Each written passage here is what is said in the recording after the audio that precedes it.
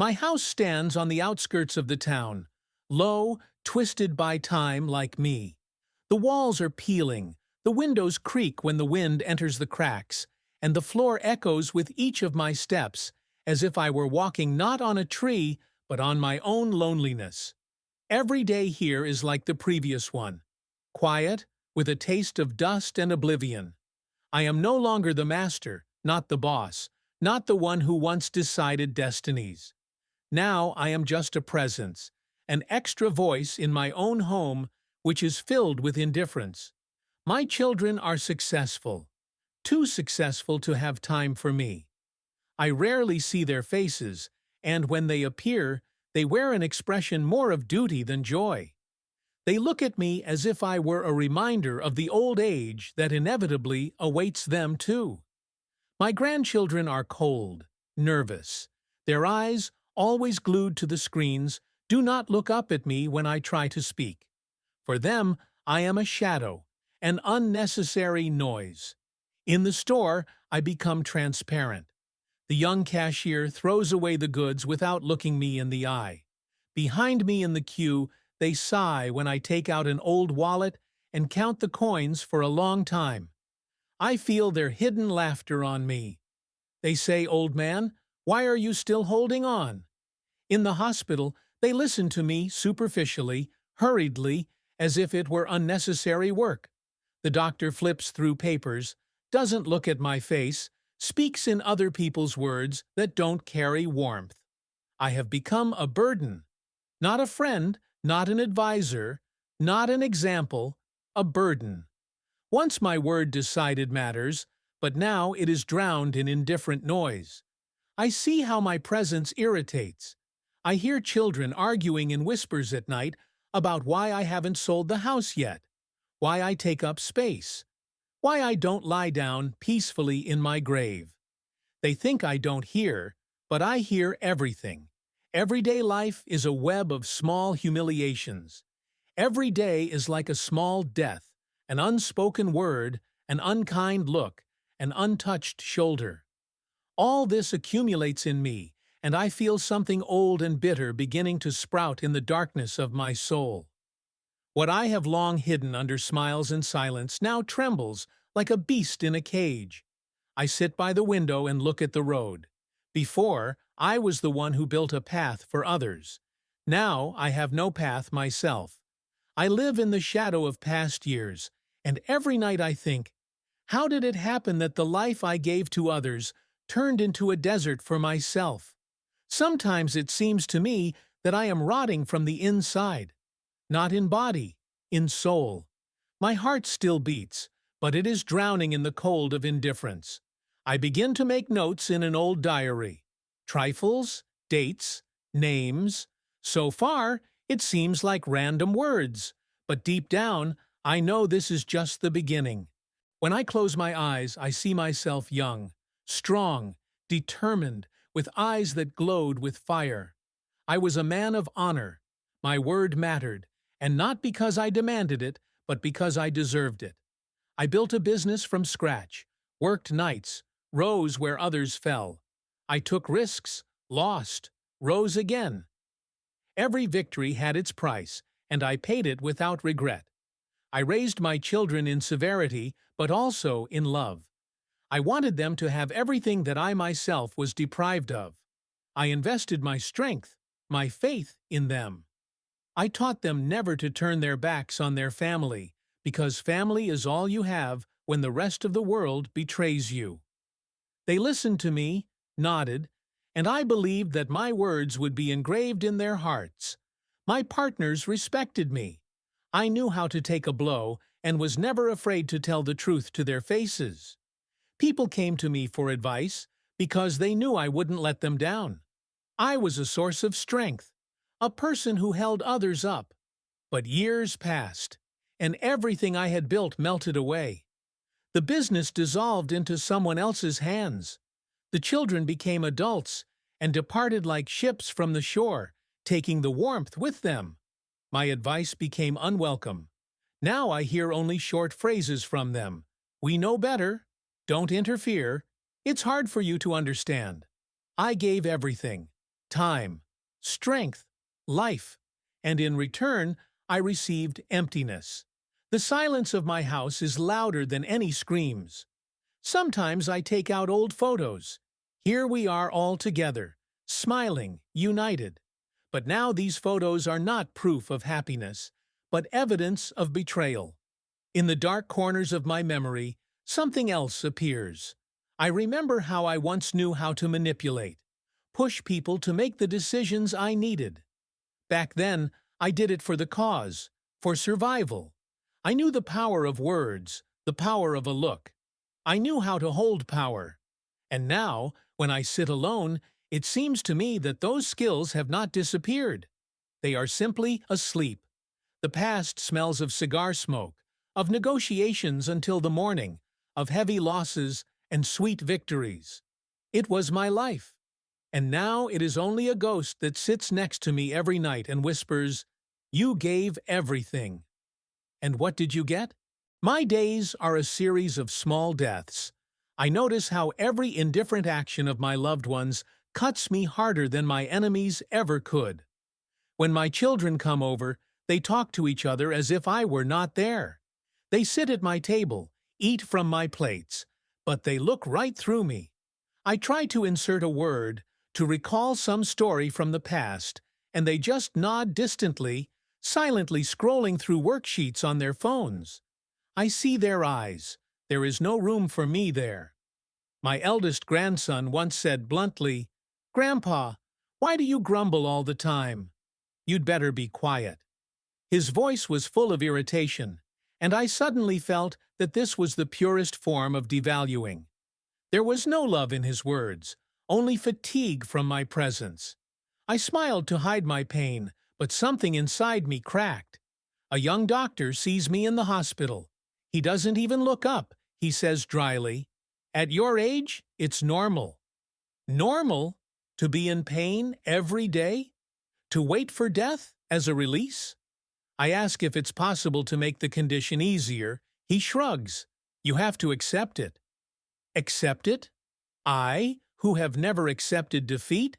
He doesn't even realize what saying that word means to me. I start writing down every such moment in my diary. I write down names. David didn't call on my birthday. Susanna said I was just in the way. Grandson humiliated. Doctor laughed in the office. These are not just notes. They are a catalog of betrayals. These are my black archive. Every night I turn these pages and I feel a cold growing inside me. I no longer think of myself as a victim. I see myself as a witness, collecting evidence. Every look, every word, I record everything. And now I'm no longer just an old man who forgets. I remember too well. The silence of my house turns into a waiting room. I hear a plan being born in it. I don't know its form yet, but I feel its breath. As I once made deals, now I tie knots of hatred. I see them all. Children, grandchildren, strangers. They think I'm weak. They believe in their impunity. But I know, everything will change. That day began like everyone else. I went to the shop for products. The road was slippery. The packages in the hands are heavy. I stopped to take a breath and turned to two young men. "Guys, help you convey." They looked at me and laughed. One whispered something like the old break, and both laughed without even taking a package. I stumbled. The packages fell out of my hands. The apples rolled on the road. People looked, but no one went up. No one helped. At that moment, my gaze was clouded. I leaned, slowly lifted every apple, but something broke in me. I no longer heard their laughter. It turned into a hum in my ears, into a roar of an old beast that climbed into me. I felt my heart stopped asking. It began to demand. When I returned home, silence was no longer empty.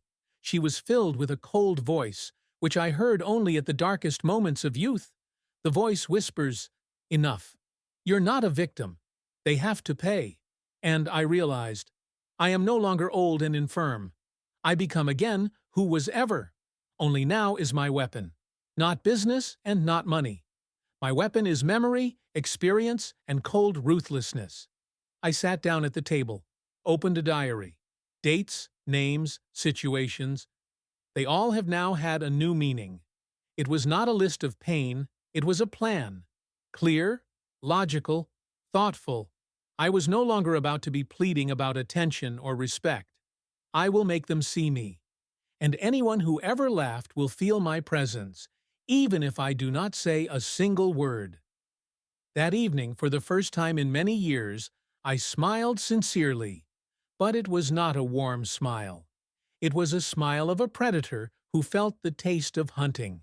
I sat for a long time over my diary, reviewing my entries. Each line was like a scar carved into my memory. When I looked at them, I had neither regret nor doubt. Only clarity. People think that old age is the end, the decline. But they don't understand that old age gives another power. Unlimited time for reflection and the sharpness of memory that holds every insult as if it happened yesterday. In youth, we forgive quickly because we hurry on. In old age, we learn to wait. And I waited. I started with phone calls, old contacts, old voices. Some were surprised to hear me. Some didn't remember who I was at first. But after a few minutes of conversation, their memory came alive. There are those who have never betrayed. There are those who still remember how I once helped them, covered their backs. They now have their own influence, less than my old one, but enough for those I intended to touch. I didn't speak directly. I was never a fool to reveal my cards, just careful hints, just little nudges. You know, my son is working on a project right now. It would be interesting to know who his partners are. Or, you still have friends at that hospital, don't you? I heard that one young doctor got a little too cocky. And that was enough. The world is small. Threads always cross. Over time, I began to weave a web. My children suddenly found themselves in situations where their decisions provoked criticism from colleagues. Small failures, but in their world, it hurt more than any physical blow.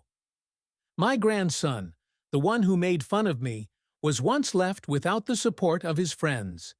It turned out that someone had accidentally revealed their little secrets.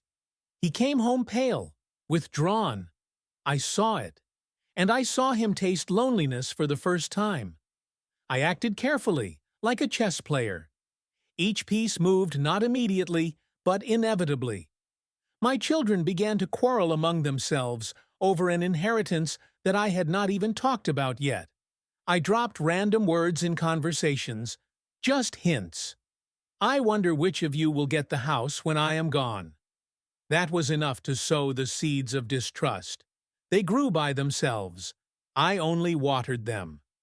The acquaintances who laughed at me on the street suddenly lost their impunity. One of them lost his job.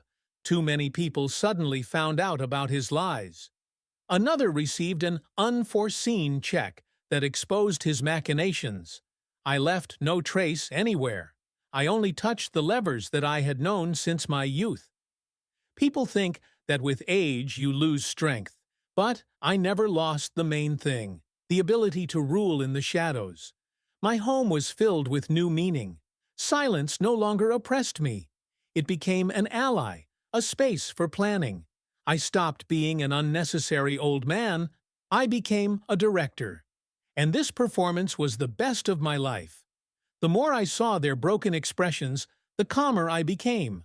I didn't shout, I didn't fight, I didn't demand. I just sat, looked out the window and knew. They finally felt me. They understood that I was not a shadow. I was a presence that could not be ignored. And most importantly, I did not touch them with my hands. I did not resort to violence. Everything happened as if the world itself returned their indifference to them. They themselves destroyed their own peace. I only reminded them that justice has a memory. I, Andrew, old and forgotten, became strong again. And this was my greatest victory. Weeks passed, and I saw how everything around me changed. My children now looked at me differently. There was a wariness in their eyes, the same one I had once seen in partners when they knew I had leverage over them. They no longer allowed themselves to be outright ignored. They brought me gifts, spoke with warmth, but in their voices I heard something more: fear. They learned to value me, but not out of love, but out of the realization that I was still capable. My grandchildren no longer mocked me. They came quietly, asked about my health, tried to be attentive.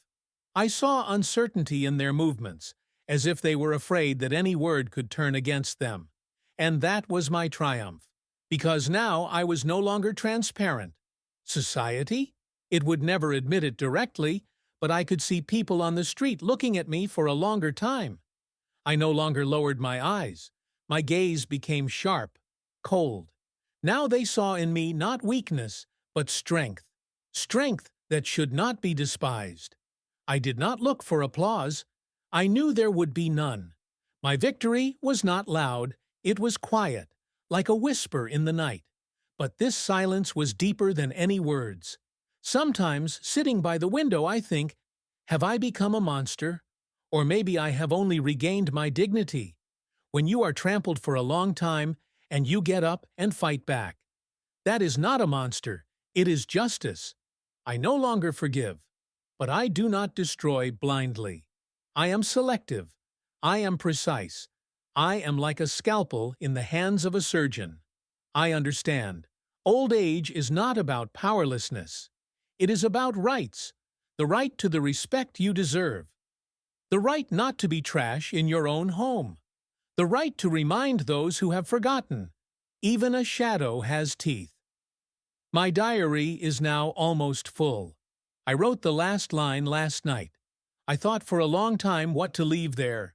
What word would be the conclusion? And I wrote, I do not expect mercy. I am mercy and punishment at the same time. And whoever touches my dignity will feel that old age is not the end, but a second strength. I closed the diary and put it next to me. Let them find it someday, and let them understand. Andrew was never a victim. Andrew was a lesson. Subscribe and like. And tell your friends about this video.